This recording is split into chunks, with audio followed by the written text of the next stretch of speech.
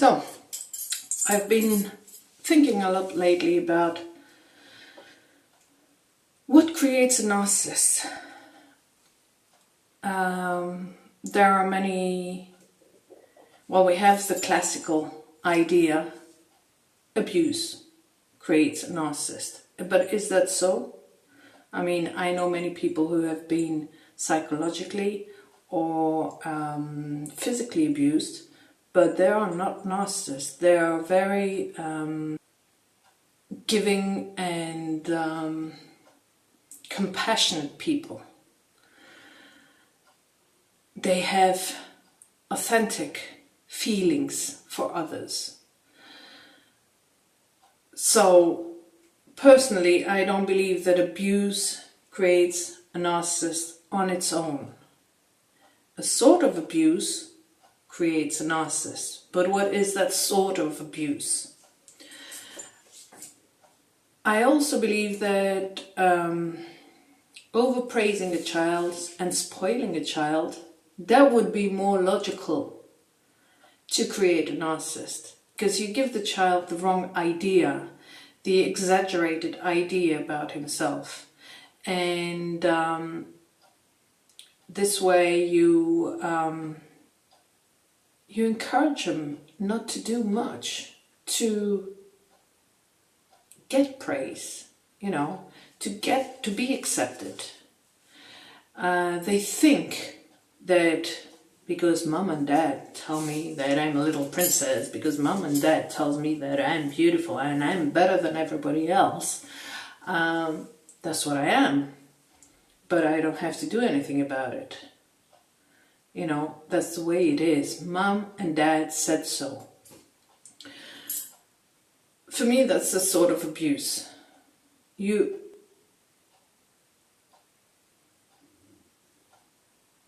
abuse your child by making them believe they are so much more than what they really are.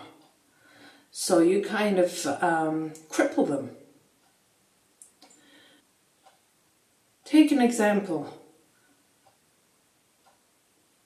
In those fame singing television programs, you often get this woman or this man who has no idea about presenting themselves. They have no idea about singing, and yet they're there believing that, what? You didn't make me pass the next level. Everybody around me tells me that I'm a great singer. My friends tell me, my family tell me. And I mean, this is in their head because, we have ears and we can hear them. And they are singing worse than a rooster. So, this is the parents' fault. That's a created narcissist from parents who overestimated their child, who overpraised their child. Also, look at the conclusions. How many scapegoats, narcissists do we know? There are a few. I'm not saying that it's impossible. There are a few. But who has the biggest chance in a family? Of all the children, who has the biggest chance of becoming a narcissist, and who usually becomes a narcissist, is the golden child. Is the child that whatever they do, they will be the best. They will be treated as the best. They will be introduced as the best. Okay, so, and I go back to my family, my mother's family, and I always had doubts. Both my grandparents are dead, and they've gone. My grandfather, I didn't like him. I thought he was a mean guy. It's not that I didn't like him. He was very nice to me. I was his golden grandchild. I was the one he never said something bad about, and I was the one who was always given some extra pocket money, some extra favors, and but I saw him treat my cousin, or I heard him speak about my sister in a very bad way, and I knew how he was when he disliked a grandchild, and for no reason really. He just disliked them because they were not the way he wanted them to be. God knows why he chose me. I don't know. I have no idea why he chose me as his favorite. But he did. And I could tell. I felt it. And even though I was getting all these privileged handling from him, I didn't like the guy. I thought the guy was mean. I thought the guy was a bad guy. So he could not really fool me by being nice to me. He could not really fool him. I could see through him. I could see that he was not good. And my grandmother was a very quiet woman. She was always cooking, and but she has like a look. She had like a look, you know, of I'm in control of everything without showing it, kind of. I don't speak. I play the role of the weak one and the slave of my husband and all that. But I think she was big time covert narcissist. My grandfather was very authoritarian, very strict. When it was a stress to go to his house. We couldn't play around, we couldn't move, you know, we had to go from one sofa to the other one, sit down, watch television, and anything that was quiet that wouldn't break some of his precious antiques. At the table we had to have manners, we had to put both hands on the table, and not touch too many things. He was very uncomfortable to be around, and I'm talking about being uncomfortable because it was more for the others than for myself. Not that I could play around and be nosy and touch things and anything like that, but I was not handled. I didn't get that look, you know, that demeaning look. I didn't get that, oh, please stop now, you know, kind of expression from him. So I often wondered, you know, who made my mother and her twin sister a narcissist? Whose fault is it? I see pictures of the old days, and they are both dressed with fur coats at the age of 4 or 5. They were all beautiful. They were like the little porcelain dolls they had those years, you know. All the pictures were about them sitting next to each other with their nice blonde curls and their nice dresses, and they never looked happy. They were like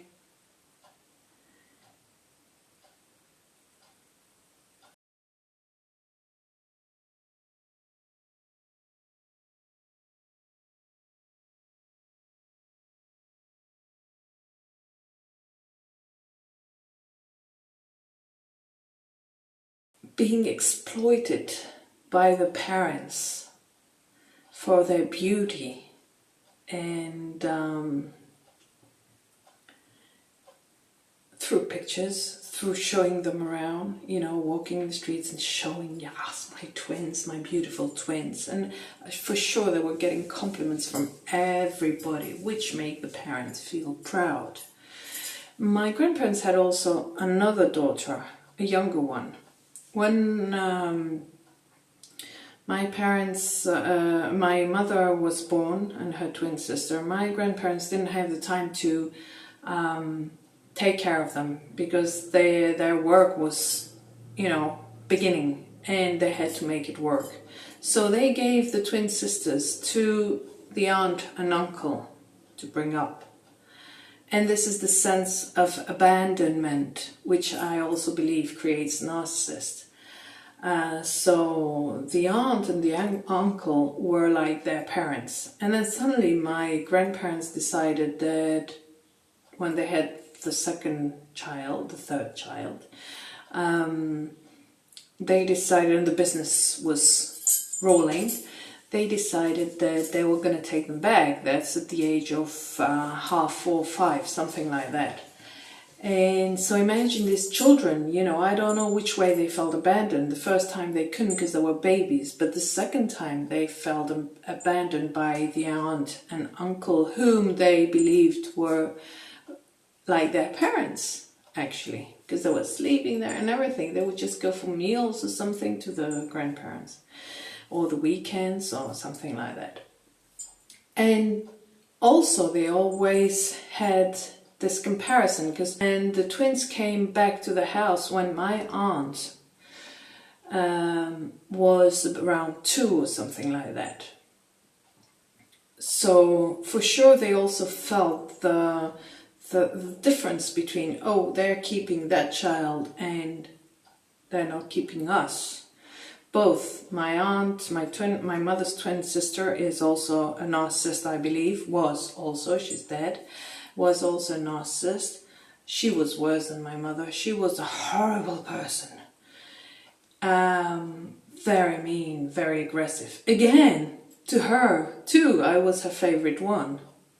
I was the one she respected the most. I was the one she liked the most. She didn't like my sister, though she was her godmother. She didn't like my other aunt's son. God knows, I was really the narcissist's favorite one, except for my mother's. To my mother, I was a scapegoat. And so this guy in the interview, he also says about that he's seen very often that children who'd been given for adoption or abandonment issues are a big thing in the creation of a narcissist. And from the complaints I hear of my mother, but then you can't really believe everything she says, my grandfather always had a preference for his third daughter, which I don't believe was true. But what he did was he thought she was the weak one, so he helped her a little more. He couldn't say no to her. She left her son to the grandfather to take care of, and went to Spain to live her dream with her husband. While the son was between kind of orphanage. It was kind of boarding school, but more also they had abandoned kids there. They had it was a nuns' orphanage kind of thing. And he was going between there and my grandfather. So not really an orphan, but a child who was put to school at the nun's place, and he had a grandfather that would come and take him at the weekends or holidays. So really, to conclude my thoughts, is that for a narcissist to be created, it's not only about abuse. I mean, we've been abused, okay? The scapegoat has been abused psychologically. Others have been physically abused. They don't become narcissists. Yes, we have narcissistic traits. How could we not? We've been brought up with people, showing us daily how. I mean, for sure we would have picked up some narcissistic traits, and we gladly work on them. But the damage is big, and we have a lot of issues. But the damage is not that kind of damage. It's not the damage that creates a narcissist.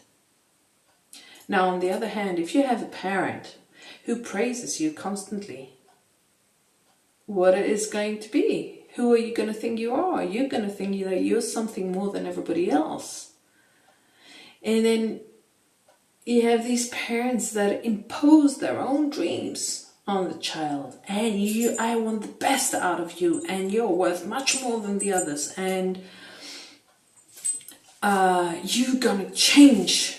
You're going to do something in this world, and you're going to change the world. Yeah, who would change the world by doing what? By doing what they want you to do. Okay, they have an idea of how they want you to change the world. They have an idea of what you're going to become. And so you're just a little robot. And you think that you're the perfect robot. You know, you're the best robot in the world. And you go out there without feeling, without taking in consideration other people, and just being what your parent told you you were. Perfection. Their perfection. And that is a narcissist. That is what a narcissist is all about. They think they are the perfection. They think they're above everybody. They think they're better than anybody else.